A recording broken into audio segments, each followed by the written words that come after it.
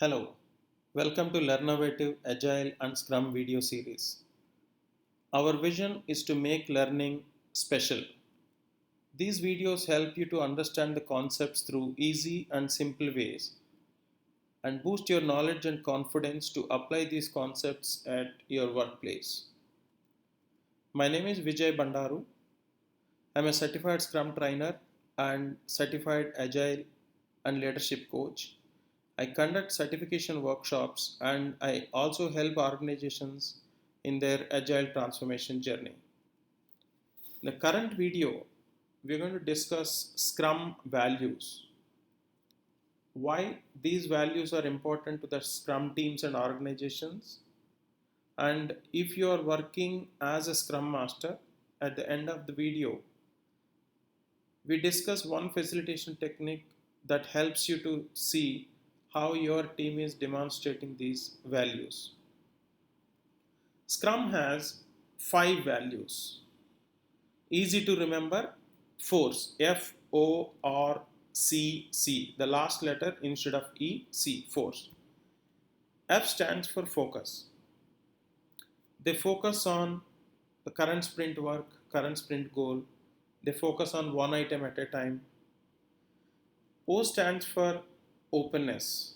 They keep everything transparent. The artifacts, their burn up, burn down charts, and anything related to shared understanding, they keep it transparent. R stands for respect. They respect the individuals and within the team, they respect the definition of done.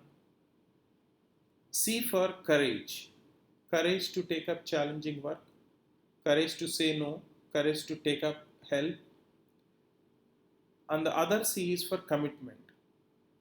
Commitment is from within to give their best efforts to complete the sprint goal. So that is why Scrum insists that the development team estimates the backlog items and only development team can choose how much work can be accepted into the sprint. So when these 5 values become part of the DNA of the Scrum team, that means when they're able to demonstrate these 5 values throughout their day-to-day activities, the tree starts growing. While the tree is growing, there will be a strong trust created across the 3 roles of the Scrum team. Product owner will trust the development team, dev team will trust the product owner. At the same time, a very healthy relationship will be created within the Scrum team. So once the trust is created, they'll be able to implement the 3 legs of empirical process control very, very effectively. Those 3 legs are transparency, inspection, and adaptation.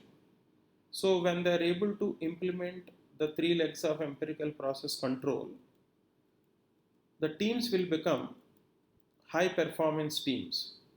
That means they will be able to improve creativity, flexibility, and productivity. So that means the key is demonstrating the 5 values: focus, openness, respect, courage, commitment. If they cannot demonstrate these 5 values effectively, there won't be trust created.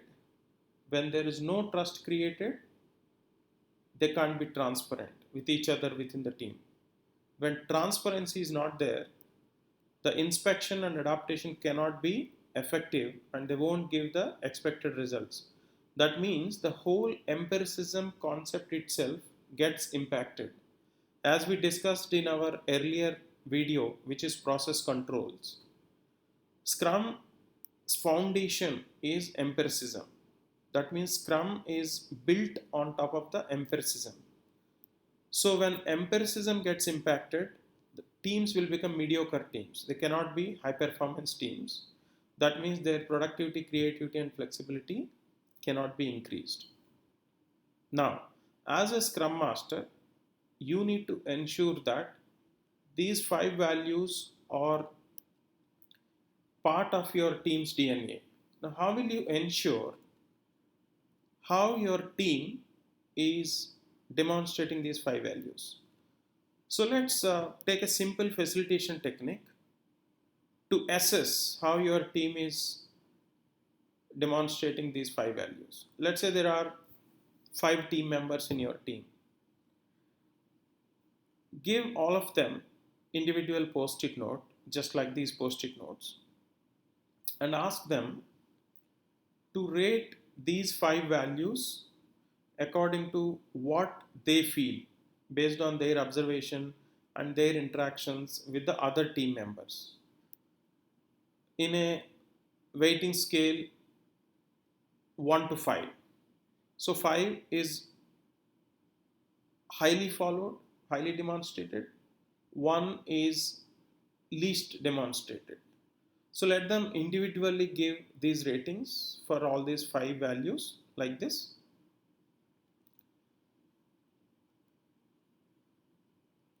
Once everybody gives their rating, you can take the cumulative weight of all these values just like this and let them identify 1 or 2 values which has got the least score. As we see here in this example, courage has got 13 cumulative score and openness has got 17 cumulative score. That means within the team currently, courage and openness, these 2 values are demonstrated poorly.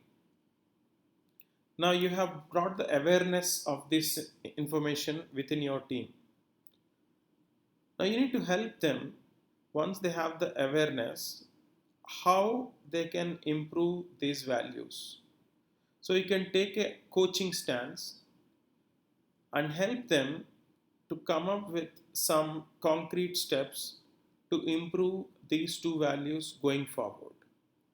So this is a simple facilitation technique you can use whenever you want to know how your team is for demonstrating these 5 values, and help them improve in the values which they are not demonstrating highly, so that over a period of time all 5 values will become the part of your team's DNA. Thank you for watching this video. We hope that you liked this video. For any further information or training needs, please contact us using this information, and also please subscribe to our video channel. We're going to come up with more interesting videos. Thank you.